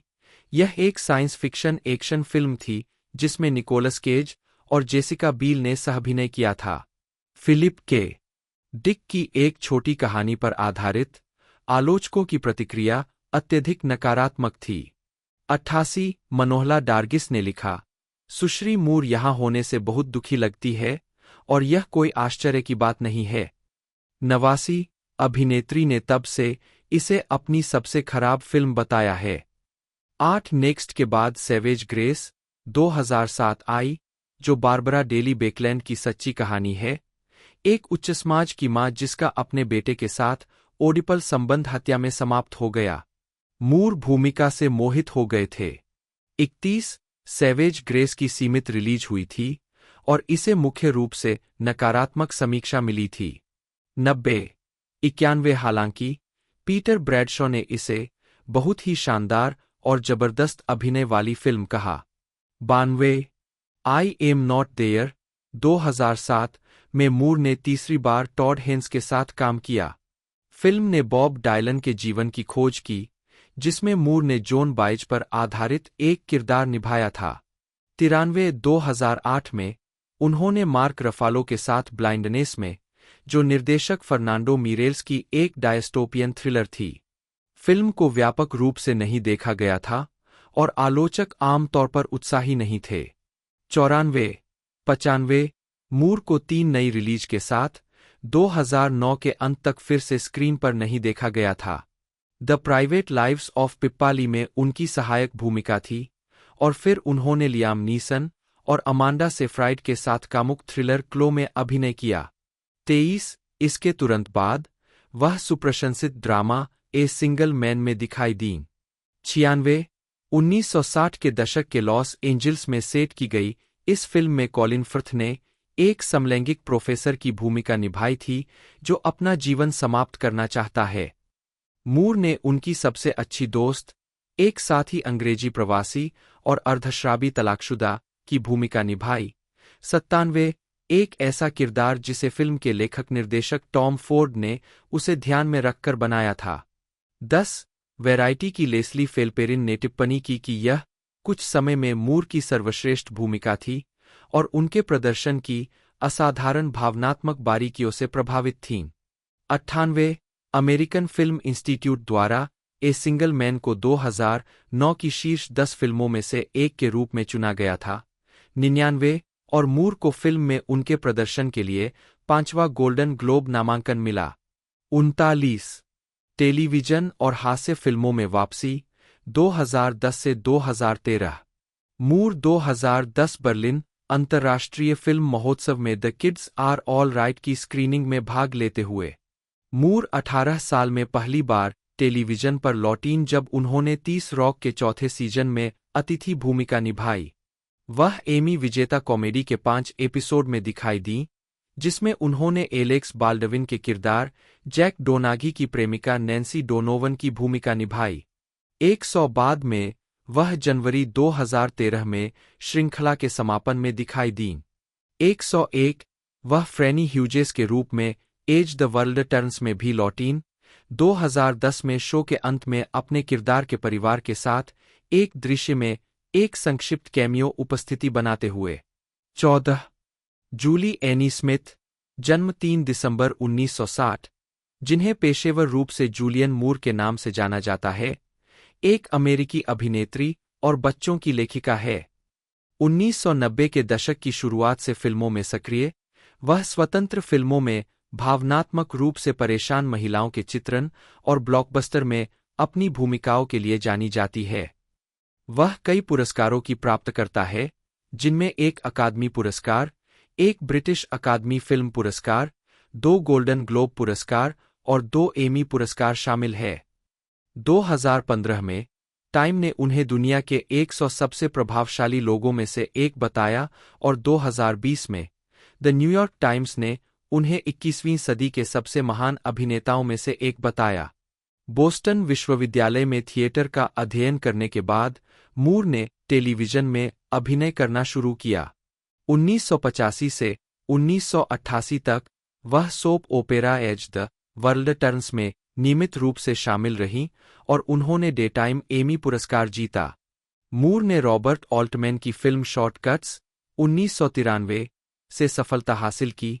इसके बाद टॉड हेन्स की सेफ 1995 में समीक्षकों द्वारा प्रशंसित प्रदर्शन किया। ब्लॉकबस्टर 9 मंथ्स 1995 और the lost world Jurassic park 1997 में प्रमुख भूमिकाओं ने उन्हें हॉलीवुड की अग्रणी महिला के रूप में स्थापित किया। उन्हें पीरियड फिल्मों Boogie Nights 1997, The End of the Affair 1999, Far from Heaven 2002 और द ओवर्स 2002 गृहिणियां। मूर का career The Big Lebowski 1998, Magnolia 1999, Hannibal 2001, Children of Men 2006, A Single Man 2009, The kids are all right 2010, Crazy, Stupid, Love 2011 और maps to the stars 2014 में भूमिकाओं के साथ आगे बढ़ा। उन्होंने एचबीओ फिल्म गेम चेंज 2012 में सारा पॉलिन के अपने चित्रण के लिए प्राइम टाइम एमी पुरस्कार जीता और स्टिल एलिस 2014 में अल्जाइमर रोगी के चित्रण के लिए सर्वश्रेष्ठ अभिनेत्री का अकादमी पुरस्कार जीता। उनकी सबसे अधिक कमाई करने वाली release the hunger games film series 2014 से 2015 की अंतिम 2 फिल्में और जासूसी film Kingsman the Golden circle 2017 थीं। उसके बाद से उन्होंने स्वतंत्र फिल्मों और स्ट्रीमिंग प्रोजेक्ट्स में अभिनय किया है, जिसमें हेन्स का ड्रामा में दिसंबर 2023 और ऐतिहासिक drama mini series Mary and George 2024 शामिल है। अपने अभिनय कार्य के अलावा मूर ने फ्रैकलफेस स्ट्रॉबेरी नामक एक चरित्र के बारे में बच्चों की पुस्तकों की एक श्रृंखला लिखी है। उनकी शादी निर्देशक बार्ट फ्रेंडलिच से हुई है, जिनसे उनके 2 बच्चे हैं। प्रारंभिक जीवन और शिक्षा। मूर का जन्म जूली एनी स्मिथ के रूप में 3 दिसंबर 1960 को नॉर्थ कैरोलिना के फोर्ट ब्रैग में हुआ था। एक उनके पिता पीटर मूर स्मिथ 3 वियतनाम युद्ध के दौरान संयुक्त राज्य अमेरिका की सेना में एक पैराट्रूपर थे। उन्होंने कर्नल का पद प्राप्त किया और एक सैन्य न्यायाधीश बन गए। 4-5 उनकी मां एनी नी लव 1940 से 2009। 6 ग्रीनॉक स्कॉटलैंड की एक स्कॉटिश मनोवैज्ञानिक और सामाजिक कार्यकर्ता थीं, जो 1951 में अपने परिवार के साथ संयुक्त राज्य अमेरिका में आकर बस गई थीं। 3-7 मूर की एक छोटी बहन वैलेरी स्मिथ और एक छोटा भाई उपन्यासकार पीटर मूर स्मिथ है। 3-8-9 स्कॉटिश मां होने के कारण मूर ने उनके सम्मान में 2011 में ब्रिटिश नागरिकता का दावा किया। 2-10 हंटिंगटन एवेन्यू थिएटर, जो पहले बोस्टन विश्वविद्यालय का हिस्सा था, जहां मूर ने अभिनेत्री बनने का प्रशिक्षण लिया था। अपने पिता के व्यवसाय के कारण मूर बचपन में अक्सर संयुक्त राज्य अमेरिका में घूमती रहीं। परिणामस्वरूप वह अपने परिवार के करीब थीं, लेकिन कहती है कि उन्हें कभी भी एक विशेष स्थान से आने का एहसास नहीं हुआ। 1-5 परिवार कई स्थानों पर रहता था, जिसमें Alabama, Georgia, Texas, Panama, Nebraska, Alaska, New York और वर्जीनिया शामिल थे, और मूर ने 9 अलग-अलग स्कूलों में पढ़ाई की। 11 लगातार स्थानांतरित होने से वह एक असुरक्षित बच्ची बन गई और उसने दोस्ती स्थापित करने के लिए संघर्ष किया। 2-5 इन कठिनाइयों के बावजूद मूर ने बाद में टिप्पणी की कि एक भ्रमणशील जीवन शैली उनके भविष्य के करियर के लिए फायदेमंद थी। जब आप बहुत घूमते हैं तो आप सीखते हैं कि व्यवहार परिवर्तनशील है। जब मूर 16 साल की थीं, तो परिवार फॉल्स चर्च, वर्जीनिया से फ्रैंकफर्ट, पश्चिम जर्मनी चला गया, जहां मूर जेबी स्टुअर्ट हाई स्कूल में पढ़ रही थीं, जहां उन्होंने फ्रैंकफर्ट अमेरिकन हाई स्कूल में पढ़ाई की। 5. 11. वह चतुर और अध्ययनशील थीं, एक स्वघोषित अच्छी लड़की थीं और उन्होंने डॉक्टर बनने की योजना बनाई थी। 4. उन्होंने कभी भी प्रदर्शन करने या यहाँ तक कि थिएटर में भाग लेने पर विचार नहीं किया था। 11. लेकिन वह एक शौकीन पाठक थीं और यह शौक था जिसने उन्हें स्कूल में अभिनय शुरू करने के लिए प्रेरित किया। 13. मूर कई नाटकों में दिखाई दी, जिनमें टार्टफ और मेडिया शामिल है, और अपने अंग्रेजी शिक्षक के प्रोत्साहन से उन्होंने एक नाटकीय कैरियर बनाने का फैसला किया। 14. उनके माता-पिता ने उनके फैसले का समर्थन किया। 14. मूर ने फ्रेकलफेस स्ट्रॉबेरी सीरीज से अलग एक बच्चों की किताब लिखी है। 2013 में रिलीज हुई my mom is a foreigner but not to me दूसरे देश की मां के साथ बड़े होने के उनके अनुभवों पर आधारित है। 198 199 इस पुस्तक को पब्लिशर्स वीकली और किर्कस रिव्यूज से नकारात्मक प्रतिक्रिया मिली थी। इसे नेक इरादे के रूप में पहचानते हुए मूर के पद्य और तुकबंदी के उपयोग की आलोचना की गई थी। 200 फरवरी 2025 में दूसरे ट्रंप प्रशासन के तहत एक कार्यकारी आदेश में लगभग 160 रक्षा विभाग द्वारा संचालित स्कूलों 201 को लिंग विचारधारा और नस्लीय उपदेश के बारे में पुस्तकों की अनुपालन समीक्षा करने की आवश्यकता थी। 202-203 मूर ने कहा कि उनकी फ्रेकलफेस स्ट्रॉबेरी पुस्तक को पेंटागन द्वारा प्रतिबंधित कर दिया गया था। 204-205 कुछ मीडिया सुर्खियों ने पुस्तक के पूरे देश में प्रतिबंध का संकेत दिया। 206-207 कलात्मकता और स्वागत। मीडिया द्वारा मूर को अपनी पीढ़ी की सबसे प्रतिभाशाली और निपुण अभिनेत्रियों में से एक बताया गया है।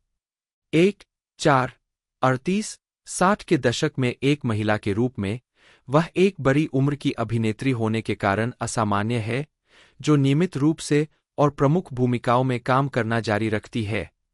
208 वह कम बजट की स्वतंत्र फिल्मों और बड़े पैमाने पर हॉलीवुड प्रोडक्शन दोनों में अभिनय करने की विविधता का आनंद लेती है।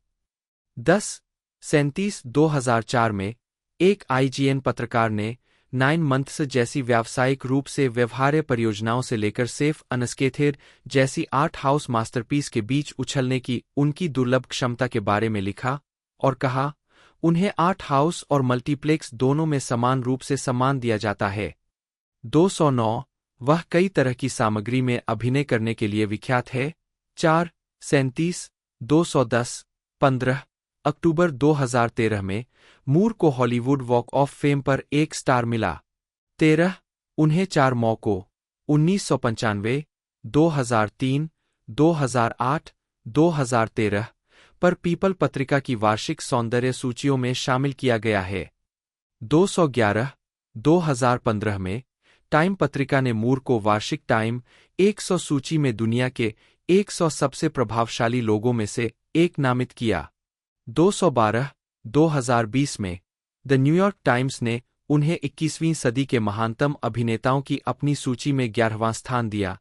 213 और एम्पायर पत्रिका द्वारा 2022 के पाठकों के सर्वेक्षण में उन्हें अब तक के 50 महानतम अभिनेताओं में से एक चुना गया।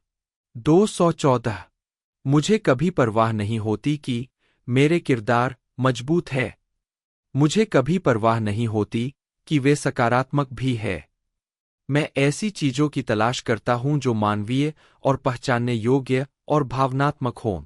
आप जानते हैं, हम परिपूर्ण नहीं है, हम वीर नहीं है, हम नियंत्रण में नहीं है। हम कभी-कभी अपने सबसे बड़े दुश्मन होते हैं, हम अपनी त्रासदियों का कारण खुद बनते हैं। यही वो चीज है जो मुझे लगता है कि वाकई आकर्षक है। मूर ने बताया कि उन्हें परेशान महिलाओं की भूमिका निभाने में क्यों दिलचस्पी है। 11 मूर विशेष रूप से परेशान महिलाओं की भूमिका निभाने के लिए जानी जाती है और साधारण महिलाओं जो शक्तिशाली भावनाओं को दबाती है में माहिर है। 1-210 द गार्जियन के ओलिवर बर्कमैन लिखते हैं कि उनके पात्र आमतौर पर कुछ गुप्त पीड़ा या विफलता की बढ़ती जागरूकता के सामने सामान्यता पर पकड़ बनाए रखने के लिए संघर्ष कर रहे हैं। 16 द गार्जियन की ही सूजी मैकेंजी ने अलगाव की स्थिति में पात्रों जो महिलाएं भूल गई है या खुद को खो चुकी है, ऐसे लोग जिनकी पहचान एक सवाल है की थीम की पहचान की है। 4 उनके अभिनय में अक्सर भावनात्मक उथल-पुथल के छोटे संकेत शामिल होते हैं, जब तक कि एक बिंदु नहीं आता जब चरित्र टूट जाता है। 5 16 215 पत्रकार कीरा कोचरन ने इसे उनकी कई बेहतरीन फिल्मों में एक ट्रेडमार्क पल के रूप में पहचाना है। 16 पत्रकार साइमन हैटनस्टोन लिखते हैं, जब वह अंतः टूटती है तो यह देखने लायक दृश्य होता है, कोई भी मूर की तरह आत्मा से नहीं रोता। 8 द न्यूयॉर्क टाइम्स के बेन ब्रेंटली ने मूर की अपने पात्रों की आंतरिक उथल-पुथल को सूक्ष्मता से प्रकट करने की क्षमता की प्रशंसा की है। उन्होंने लिखा है कि वह अपने परेशान नारीत्व के चित्रण में अद्वितीय है। 215 जब अधिक आधिकारिक भूमिकाओं की बात आती है तो ब्रेंटली का मानना है कि वह थोड़ी उबाऊ है। 215 भावनात्मक नग्नता सुश्री मूर की विशेषता है, वे कहते हैं, और यहीं पर आप उस जादू को महसूस करते हैं जो वह करने में सक्षम है। 86 वास्तविक मानवीय नाटक को चित्रित करने में रुचि ने मूर को इन भूमिकाओं की ओर अग्रसर किया है। 11 वह विशेष रूप से एक व्यक्ति द्वारा अपनी परेशानियों को दबाने और गरिमा बनाए रखने के प्रयास की अवधारणा से प्रभावित है। वे भाग जहाँ चरित्र एक अद्भुत उपलब्धि हासिल करता है उसके लिए कम रुचि के है, क्योंकि हम अपने जीवन में अक्सर उस स्थिति में नहीं होते हैं। 16 अपने करियर की शुरुआत में मूर ने सीमाओं को आगे बढ़ाने के लिए एक प्रतिष्ठा स्थापित की। 5 और वह अपने निडर प्रदर्शनों और कठिन भूमिकाओं को लेने के लिए प्रशंसा की जाती है। 216 जब उनसे पूछा गया कि क्या ऐसी कोई भूमिका है जिससे वह बचती है, तो उन्होंने जवाब दिया, मानव व्यवहार के दायरे में कुछ भी नहीं। 5 वह नग्न प्रदर्शन करने और सेक्स दृश्यों में दिखाई देने की इच्छा के लिए जानी जाती है। 12 हालांकि उन्होंने कहा है कि वह ऐसा तभी करेंगी जब उन्हें लगेगा कि यह भूमिका के अनुकूल है। 216 अभिनय के प्रति अपने दृष्टिकोण के बारे में मूर ने 2002 के एक साक्षात्कार में कहा कि वह प्रदर्शन का 95% हिस्सा सेट पर ही खोजे जाने के लिए छोड़ देती है। मैं चाहती हूं कि मुझे यह पता हो कि कोई किरदार कैसा है, और फिर मैं वहां पहुंचकर कैमरे पर उसे अपने साथ घटित होते देखना चाहती हूं। उन्होंने कहा कि इसका उद्देश्य खुद को ऐसी स्थिति में लाने का प्रयास करना है जहां भावनाएं आपके साथ घटित हों, ताकि आप उसमें भावनाएं न लाएं। और जब ऐसा होता है तो इससे बेहतर या अधिक रोमांचक या अधिक पुरस्कृत करने वाला कुछ भी नहीं होता। 11 व्यक्तिगत जीवन। दोस्तों सीरीज की बात की जाए तो अभी सेक्शन 1 इसका देखने को मिला है, यानी अभी हमें रिलीज़ होता हुआ देखने को मिल जाएगा। 22 मई 2025 को ये रिलीज़ हो रही है नेटफ्लिक्स के प्लेटफॉर्म पर।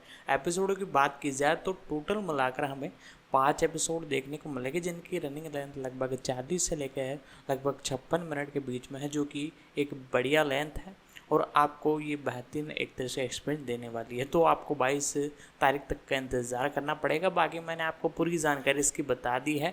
यदि आपको वीडियो अच्छी लगती है तो वीडियो को लाइक कीजिएगा। मिलते हैं अगले वीडियो में।